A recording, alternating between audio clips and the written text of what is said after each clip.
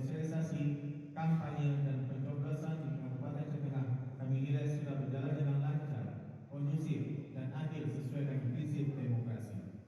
Walaupun tidak bisa dipungkiri, masih ada beberapa hambatan dan kekurangan. Saudaraku, Komisi Independen Pemilihan atau KIP Kabupaten Aceh Tengah menyatakan rekapitulasi suara hasil pemilihan pemilu 2024 sudah hampir rampung di tingkat kecamatan.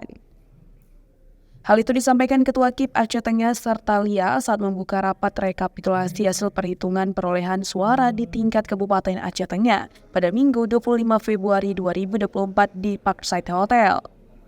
Sertalia menambahkan sejak 17 Februari lalu pihaknya telah melakukan rekapitulasi serentak di tingkat kecamatan. Sebelumnya, Sekretaris KIP Aceh Tengah dalam laporannya, M. Sofian mengatakan proses pemungutan suara 14 Februari lalu telah terselesaikan tanpa kendala. Proses rekapitulasi perolehan suara tingkat kabupaten akan berlangsung selama 3 hari terhitung sejak 25 hingga 27 Februari 2024. Proses rekapitulasi ini akan dimulai dari Kecamatan Jagong Jagat, Bies atau Lintang, Kota Panang, dan Rusip Antara. Kemudian pada tanggal 26 Februari akan dilanjutkan Kecamatan Silinara, Bintang, Ketol, Linge, dan Celala. Selanjutnya pada tanggal 27 Februari 2024 akan dimulai Kecamatan Kebayakan, Lotawar, Pegasing, dan Bebesan.